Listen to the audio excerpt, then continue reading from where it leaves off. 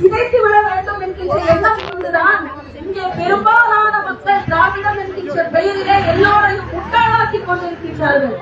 ஆனால் காலம் காலமாக ஆன்மீகத்திற்கு பெயரெடுத்த நமது தேசம் இறைவனாரை போற்றி பாடி கொண்டாடி துதித்துக் கொண்டிருக்கின்ற நமது தேசம் இறைவன் எங்கே வாழ்கிறார் என்றால் அதன் மலைகளிலோ மாளிகையிலோ அல்ல, மிகச் சாதாரணமாக கூரைக்கும் கூட வழி இல்லாமல், ஒரு வீட்டிற்கும் கூட வழி இல்லாமல், அடுத்த வேலை உணவிற்கும் கூட வழி இல்லாமல் இருக்கின்ற சாதாரண மக்களினுடைய மனதிலும் அவர்களுடைய வீட்டிலும் தான் இறைவன் வாழ்கிறார்.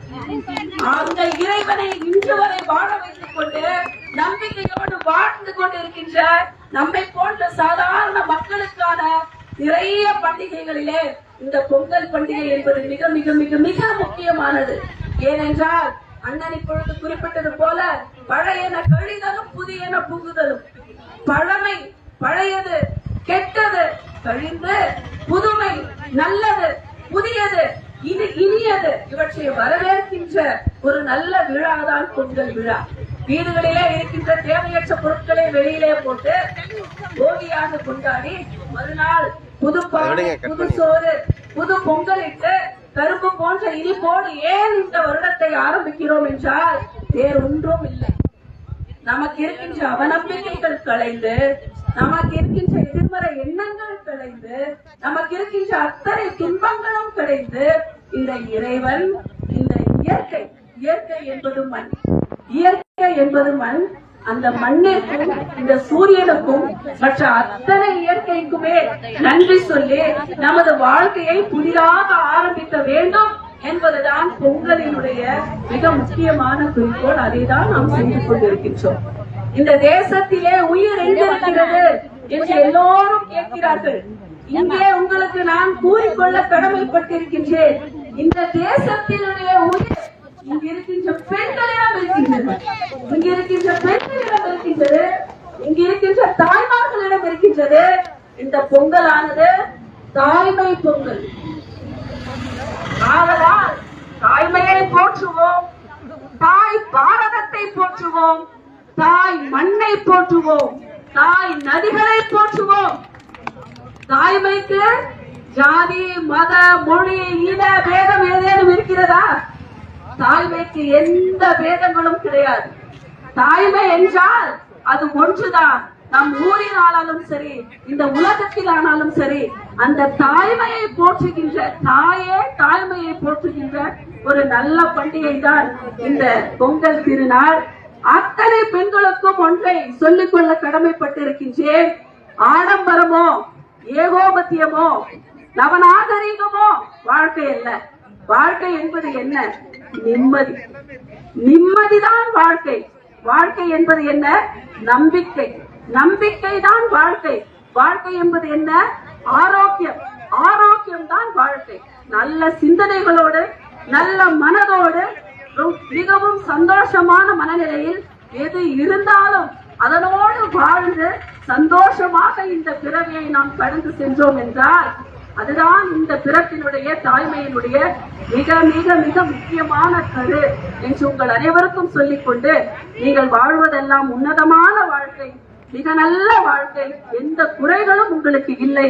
அதை நீங்கள் நம்புங்கள், நாங்களும் நம்புகிறோம். இறைவனோடு பயணிக்கின்ற எந்த தாய்மாருக்குமே எப்பொழுதுமே குறை வந்ததில்லை. அதற்கு தகுந்தாற் போல பாரத பிரதமர் உங்களுக்காகத்தான் ஒவ்வொரு திட்டத்தையும் கழிவறையில் இருந்து, ரேஷன் அரிசி இலவசத்தில் இருந்து, உங்களுக்கு இலவச கேஸ் இணைப்பில் இருந்து, உங்களுக்கு வேண்டும் என்கின்ற மருத்துவ வசதியில் இருந்து, தன் ஏழை தாயை எண்ணிக்கொண்டே இந்த உலகத்தில் இருக்கின்ற, நமது தேசத்தில் இருக்கின்ற ஒவ்வொரு ஏழை தாய்க்காகவே செய்கின்ற அத்தனையுமே நமது திட்டங்களாக உங்களுக்கு வந்து சேர்ந்திருக்கின்றது. அந்த ஏழை தாயினுடைய உங்களை விட ஏழ்மையான நிலையிலே ஒவ்வொரு வீட்டிற்கும் சென்று பணியாற்றி வீட்டு வேலை செய்து வளர்த்த நமது பாரத பிரதமர் மோடிஜி இன்று தாமரை சின்னத்திலே அவர் பாரத பிரதமராக திகழ்ந்திருக்கின்றார். அந்த தாமரை என்பது நமது அன்னை அமர்ந்திருக்கின்ற அந்த மோடிஜி உங்கள் அன்னையருக்காகவே ஒவ்வொரு திட்டத்தையும் செய்ததனால் ஜல்ஜீவன் என்பதை போல வீட்டிற்கு வருகின்ற நீரில் எல்லாமுமே தனது ஏழை தாயின் உருவிலே உங்களை கண்டதனால்தான் இத்தனை பணியையும் செய்தார். அவரை பேரை சொல்லி உங்களுக்கு எங்களது கட்சியின் சார்பாக நாங்கள் அத்தனை பேருமே ஒன்று சேர்ந்து இணைந்து எங்களால் இயன்ற இந்த சிறு பரிசை பொங்கல் பரிசாக உங்களுக்கு கொடுப்பதில் நாங்கள் மிகவும் மனம் மகிழ்கிறோம். இது உங்களுக்கு மிக நிறைவு இல்லை என்றாலுமே கூட எங்கள் நிறைவாக நீங்கள் இதை ஏற்றுக்கொள்வீர்கள் என்ற நம்பிக்கை உண்டு. இது போல ஒரு நல்ல நிகழ்ச்சிக்கு வந்திருக்கின்ற சென்னையிலிருந்து வந்திருக்கின்ற பாரதிய ஜனதா கட்சியினுடைய பிரச்சார பிரிவினுடைய மாநில தலைவர் தம்பி DS பாண்டியராஜன் அவர்களையும் இந்த நிகழ்ச்சிக்கு எல்லா ஒத்துழைப்பையும் தந்தது எங்களோடு ஒரு நல்ல சகோதரத்துவத்தோடு பயணிக்கின்ற இந்த மாவட்டத்தினுடைய தலைவர் அண்ணன் தர்மன் அவர்களுக்கும், இந்த மண்டலினுடைய தலைவர் தம்பி கார்த்திக் அவர்களுக்கும், இந்த கிளையினுடைய தலைவர் தம்பி மணி அவர்களுக்கும், இந்த பகுதியை சார்ந்த தம்பி அண்ணன் அவர்களுக்கும், இந்த பகுதியில நேற்றிலிருந்து சுறுசுறுப்பாக பொறுப்பெடுத்து பணியாற்றிய கஸ்தூரிபாய் காலனியை சேர்ந்த தம்பி சுபாஷ், தம்பி பரத், வாய்ப்பே இல்லை. தம்பி பரத் இந்த பணிக்கு வாய்ப்பே இல்லை. சந்தோஷமாக பணி செய்த பரத், தம்பி வல்லரசு, தம்பி சிவாஜி உட்பட மகளிர் அணியிலிருந்து வந்த எங்களது மண்டல் தலைவர்கள் அனைவருக்கும், மண்டல தலைவர்கள், மகளிர் அணி நிர்வாகிகள், முன்னாள் மாவட்ட தலைவர் அண்ணன் மோகன்ராஜ், இதை அத்தனைக்குமே காரணமான மையமாக இருந்து இதை வழிநடத்திய அண்ணன் மயில்சாமி அண்ணன் அவர்களுடைய பணி அழைப்பது எங்களுடைய பிரச்சார பிரிவினுடைய இந்த மாவட்ட தலைவர் தம்பி ஜெயபிரகாஷ் அவர்கள் உட்பட எங்கள் அத்தனை நிர்வாகிகளுக்கும் பெயர்கள் விடுபட்டிருந்தார்.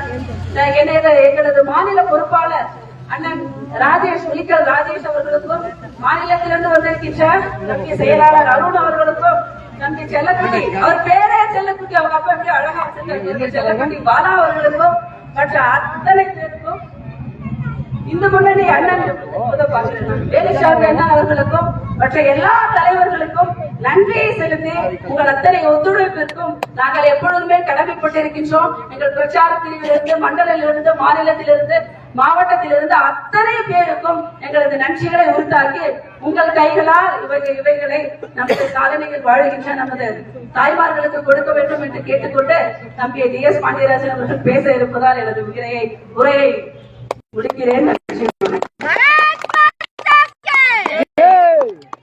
மிக சிறப்பான சிற்றுரையாற்றிய நமது கபிலா போஜன் அக்கா அவர்களுக்கு நன்றியை தெரிவித்து, அடுத்தபடியாக நமது மலை மாவட்டத்திற்கு சிறப்பு விருந்தினராக வருகை புரிந்திருக்கும் நமது பிரச்சார அணியின் மாநில அமைப்பாளர் மரியாதைக்குரிய பாண்டியராஜன் அவர்களை சிறப்புரையாற்றி இந்த ஏழை மக்களுக்கு உண்டான பரிசு பொருட்களை நினைவு பரிசுகளாக வழங்க வேண்டி கேட்டுக்கொள்கிறேன்.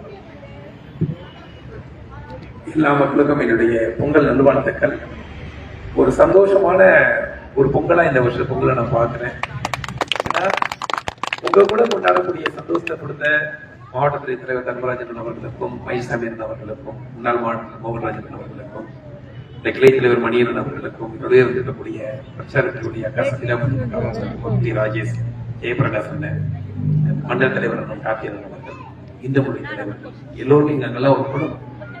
இது இந்த திராவிட பொங்கல்னு கலைஞர் பொங்கல் வச்சுக்கிட்டு, அது திராவிட பொங்கல்னா என்னன்னா, யார் வீட்லயாவது நெருப்பை திருடி, யார் வீட்லயாவது அரிசியை திருடி, யார் வீட்லயாவது பாத்திரத்தை திருடி தான் வீட்டுல வச்சுக்கிறது பேர் திராவிட பொங்கல்.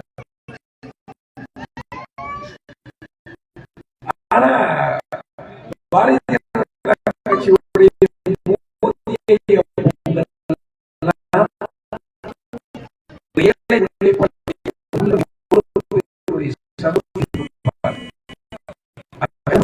பகுதியுடைய மோதியா நாங்கள் நினைக்கிறது எங்க கிளை தலைவர் மணியை தான் நான் நினைக்கிறேன். அவர்தான் எங்க பகுதியுடைய மோதி, அவர்தான் மோதி. நான் இந்த பகுதியில நாங்களாம் ஊட்டினா ஏதோ பெரிய டூரிஸ்ட் பிளேஸ் எல்லாம் பார்க்கிறோம். நாங்களாம் பார்க்கும்போது இங்க இருக்கக்கூடிய ரம்மியமான மலை அழகுதான் எங்களுக்கு தெரியும். ஆனா இவ்வளவு அன்பான மக்கள் நீங்க இவ்வளவு சிரமமான பகுதியில வாழ்றீங்கன்னு நினைக்கும் போது நான் உண்மையிலேயே மனதால கஷ்டப்படுறேன். ஏன்னா என்னுடைய குடும்பம் இங்க இருந்துச்சுன்னா எவ்வளவு கஷ்டப்படுமோ, இந்த மலையில, வெயில்ல, இந்த வெள்ளத்துல உங்க குழந்தைங்க எல்லாம் கண்ட குழுல நிற்கும் போது நாங்கெல்லாம் ஒரு 5 நிமிஷம் பைக்ல கூட்டி போனா சளி பிடிச்சிட்டு குழந்தைய பாதுகாத்து வளர்க்கிறோம்.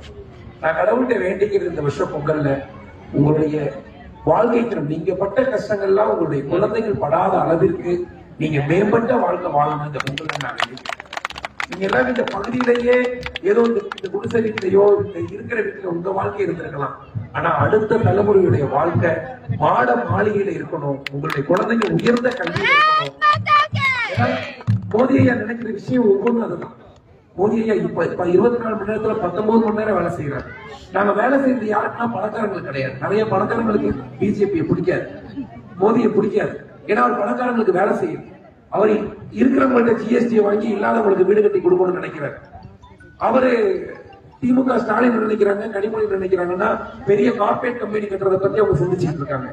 ஏழை ஐயா இங்க ஏழை பெண்கள் போறதுக்கு கழிப்பறைக்கு எப்படி நம்ம கொடுக்க போறோம்னு கவலைப்பட்டு. ஏன்னா அடுத்த தலைமுறை தலைநிமிர்ந்தாங்க. நாங்க வசதியா வாழ்றதுனால மட்டும் நாடு தலைநிமிர்கிறாரு. நான் பார்த்த ஒவ்வொரு குழந்தைகளும் தலைநிமிர்க்கக்கூடிய ஒரு அரசு அதிகாரியா இந்த தமிழ்நாட்டுடைய தலைவர்களா மாறணும். நான் அதெல்லாம் நினைக்கிறேன். என் பிள்ளை நான் நினைக்கும் போது ஒரு கனவு இருக்குல்ல, என் பிள்ளை இப்படி வாழணும், அப்படி முன்னேறணும், அப்படி இருக்கணும்னு. அந்த எல்லா கனவையும் நாங்களும் சபிதாங்க நண்பர்களெல்லாம் நினைக்கும் போது இந்த பகுதிக்கு நாங்க ஏதோ விழாவை கொண்டாந்து கொடுக்க ஒவ்வொரு வருஷம் வரக்கூடாது.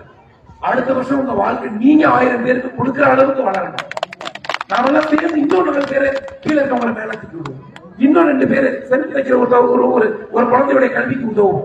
நாம எல்லாரும் சேர்ந்து நமக்காக உதவி நாம மேல கொண்டு வரதான் மோடி ஐயா நினைக்கிறாரு.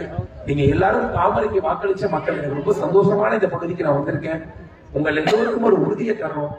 இது ஒரு தேர்தல் பிரச்சாரமா கூட நான் இதை மாத்திக்கிறேன். இந்த முறை தாமரைக்கு வாக்களிங்க. அடுத்த வருஷம் நீங்க எல்லோரும் யாரோ ஒருத்தவங்களுக்கு பொங்கல் பரிசு கொடுக்கக்கூடிய நிலையை பாரதிய ஜனதா கட்சி உருவாக்கி சொல்லிட்டேன். இந்த மோடி ஐயாவுடைய பொங்கலை சந்தோஷமா கொண்டாடுவோம். இந்த வருடம் நீங்க நினைச்சதெல்லாம் நடக்கணும். உங்களுடைய வாழ்க்கை தரம் மேல வரணும். உங்களுடைய உடல்நிலை ஆரோக்கியம் மேல வரணும். உங்க குழந்தைங்க எல்லாம் நீங்க நினைச்ச கனவுகளுக்கு மேல நீங்க பட்ட கஷ்டங்கள்ல எதையுமே படாம வாழணும்னு பாரத பிரதமர் மோடி ஐயா நினைச்சுக்கிட்டு நாங்க கடவுளை வேண்டிக்கிறோம். எல்லோருக்கும் பொங்கல் வாழ்த்துக்கள். நன்றி, வணக்கம்.